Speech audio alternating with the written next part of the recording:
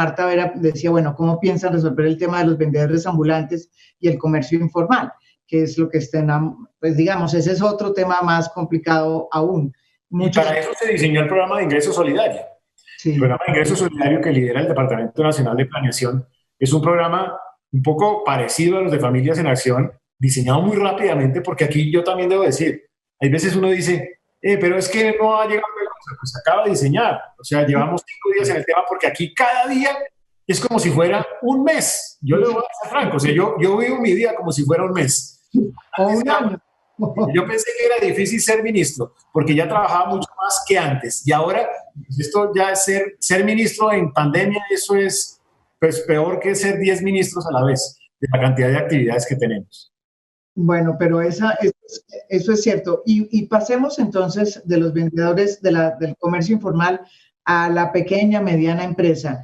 En los reportajes que hice también, la mayoría de esas personas que tienen su empresa, que la han trabajado y que, bueno, están muy afectados por la cuarentena también, y ellos tienen la única fórmula que han traído, digamos, o que han podido hacer es ir a un banco.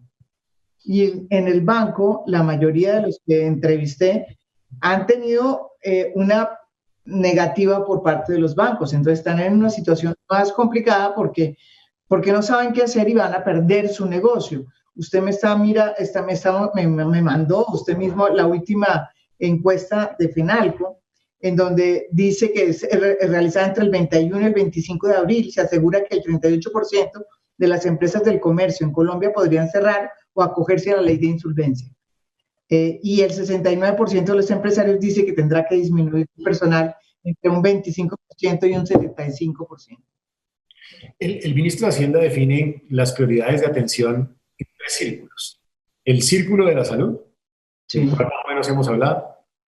Ahí hemos invertido más de 7 billones de pesos. El círculo del el aprovisionamiento básico, o sea, el acceso a los alimentos, a los productos agropecuarios, a los medicamentos, a los elementos de aseo y de higiene, en donde entra todo este acceso a las personas, este acceso de recursos a las personas vulnerables para que puedan adquirir esos productos. Y el tercer círculo es el círculo de la estabilidad en materia del empleo, que es el círculo en donde entramos con el sector empresarial y las preocupaciones del sector empresarial.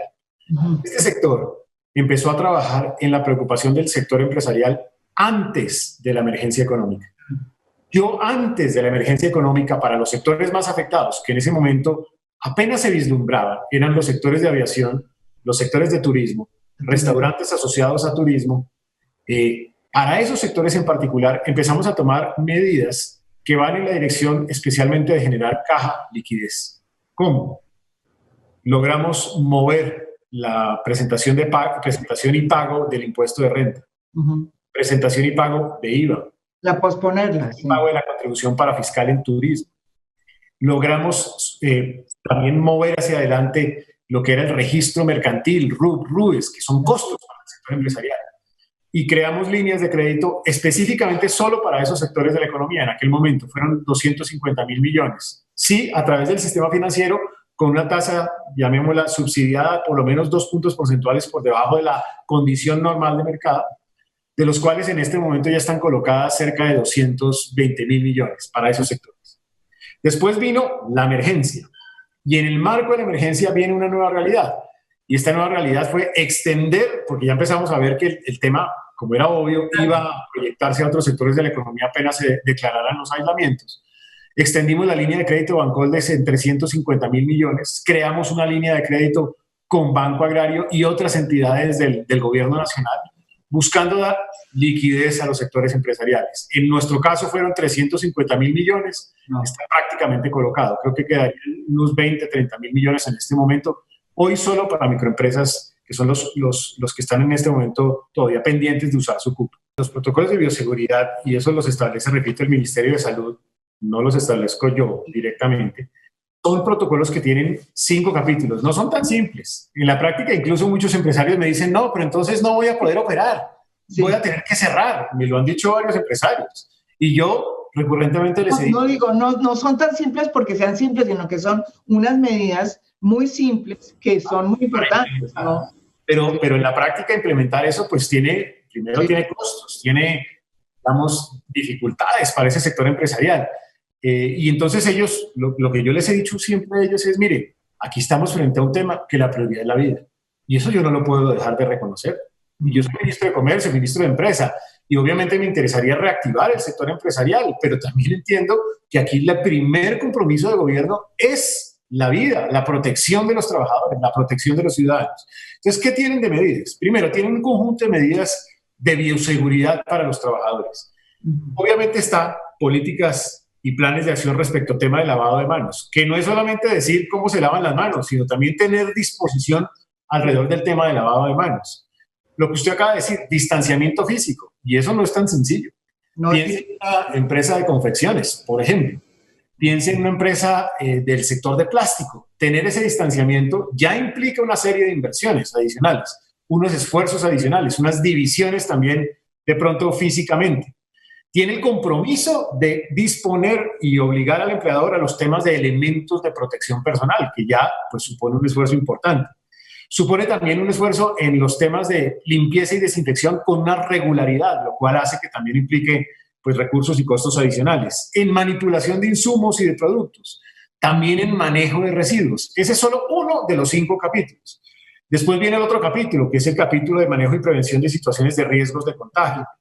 Y ahí entran todos los temas de vigilancia de la salud de los trabajadores. Y la vigilancia de la salud de los trabajadores pues significa estar pendiente de cuál es su realidad, así que día a día llevar un seguimiento, significa tomar temperatura. Hay unos que dicen temperaturas, significa también que si el trabajador por alguna razón tiene un síntoma de gripa, pues se tenga que quedar en su casa y eso pues implica un costo de productividad también para el sector empresarial, implica trabajo remoto para las personas mayores de 60 años, por ejemplo, y no trabajo presencial, toda una política en trabajo presencial.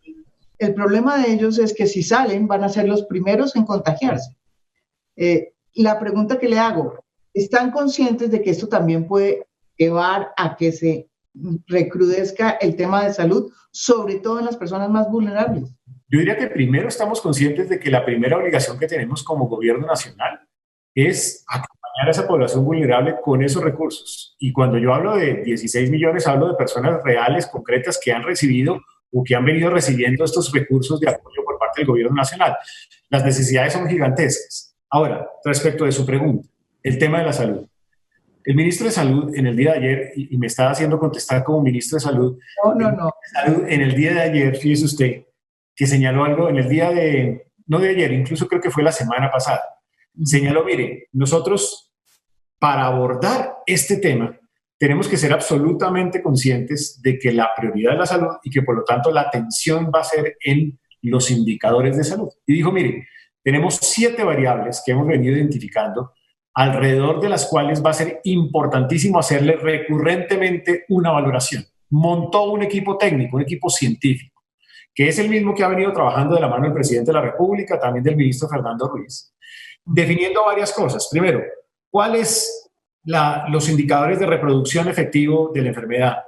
Segundo, ¿cuáles son los indicadores de morbilidad? O sea, los casos nuevos cada día y los acumulados. Tercero, ¿cuáles son los indicadores de letalidad? O sea, el número de personas que fallecen por casos positivos. Cuarto, ¿cuál es el índice de mortalidad general también? Porque si se incrementa puede estar indicando algo.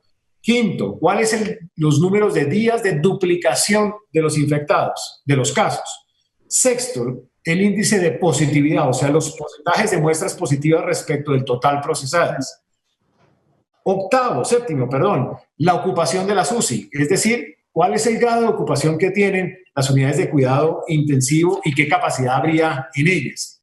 Y recientemente le agregó otras. Dijo, tenemos que también medir un poco la dinámica que esto genera en la sociedad. Entonces, el tema de la movilidad. La movilidad se agrega porque en las grandes ciudades es importante agregar en la capacidad del 35%, especialmente las 5 grandes ciudades del país. Y le agregó también otra, transacciones, el porcentaje de transacciones presenciales en los sistemas de cajero y establecimientos de comercio. Este comité se está reuniendo periódicamente, haciendo una valoración y tenga la certeza, María Jimena, que si se llega a encontrar que esos indicadores se vuelven, llamémoslo así, indicadores rojos, aquí no cabe la menor duda que uno se devuelve, porque es que aquí la prioridad es la vida.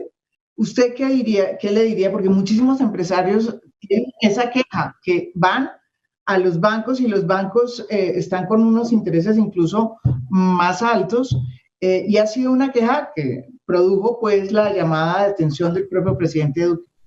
Sí, mire, yo diría dos cosas. En este tipo de situaciones tan difíciles, tan complejas, todos los actores involucrados tenemos que dar no el 100%, sino el 150%. Los medios de comunicación tienen que estar permanentemente informando, haciéndole medición, evaluando cómo está funcionando, viendo allá los sistemas de transporte masivo, están funcionando bien o no, etc. El sector privado tiene que dar el 150% porque tiene que reinventarse, tiene que adaptarse, tiene que lograr desarrollar estrategias totalmente distintas. Le voy a poner un caso de un sector que no es productivo. La educación se tuvo que reinventar. Mis hijos están conectados todo el día a un computador y eso significa reinventarse porque la educación se vuelve distinta. El sector público local se tiene que dar el 150% porque tiene que ver que no haya una presión sobre una estación de transporte masivo particular, que la llegada de los trabajadores a tal sitio tiene un replanteamiento, una forma distinta de organizarse. El gobierno nacional tiene que multiplicarse al 150% porque tiene que estar permanentemente diseñando medidas, transformando los temas tributarios, inyectándole liquidez a uno, haciendo y tomando medidas en arrendamiento, servicios públicos, etcétera. Tiene que transformarse. También las instituciones se tienen que transformar y el sistema financiero tiene que dar el 150%. El presidente de la República sé que se ha reunido no una, sino varias veces con las cabezas del sistema financiero. ¿Para qué? Para solicitarles dar ese 150%. Yo me he reunido tal vez un par de veces, igual solicitando el 150% en atención, en que las tasas tengan en consideración que hay unas garantías del 90, del 80%, que es el momento de comprometerse con el sector productivo, porque una crisis del sector productivo puede degenerar en una crisis financiera. Y es exactamente. También es absolutamente evidente que tampoco queremos una crisis financiera. Entonces tampoco se trata de llegar a una crisis financiera por una intervención indebida en donde no se debe lograr. Pero también se trata de lograr que un sistema financiero dé el 150% a un sistema productivo que está dando el 150% también. Y entre todos, en equipo, salir adelante. Y este sí que es un momento para estar unidos como equipo, como sociedad. ¿Y usted cree que los bancos, qué le han dicho? ¿Por qué han sido tan austeros en el tema de los préstamos? Mire, yo creo que yo he visto esta semana un compromiso de varias entidades financieras. Yo he visto incluso propagandas en el curso de estos días dando a conocer la línea de garantía de créditos del Fondo Nacional de Garantías. Eso me da un buen sabor. Significa que están empezando o están en el esfuerzo de dar a conocer y de aplicar y de implementar las medidas que ha venido implementando el gobierno nacional. Y seguiremos insistiendo a todos los actores. Hay que dar el 150%. El Fondo Nacional de Garantías tiene capacidad de entre 50 y 60 billones de pesos para línea de garantía en créditos. Eso es entre el 6 o el 7% del Producto Interno Bruto. Y arrancó desde el día lunes con un primer grupo de dinero que son 12 billones de pesos. ¿Qué implica esto? Que el microempresario, porque además esto es solo micro, solo pequeña y solo mediana empresa. Ese microempresario puede ir al sistema financiero y puede pedir un crédito con línea de garantía del Fondo Nacional de Garantías, en donde si el microempresario lo necesita para pagar la nómina, el banco lo que le dice es, el Estado a usted le va a garantizar el 90%. El Estado se vuelve 90% garante de sus recursos de nómina. Y además el Estado le dice, yo le subsidio el 75% del costo de la garantía.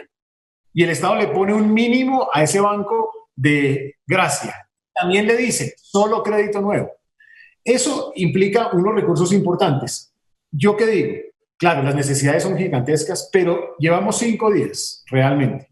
Sí, exacto, sí. En este instante, de los 12 billones, de los 16 billones, ya están utilizándose, o sea, reservados en los sistemas financieros para empresa que está allí ya a puertas de recibirlo o ya lo recibió, cerca de 5 billones de pesos en 5 días, casi 1 billón por día.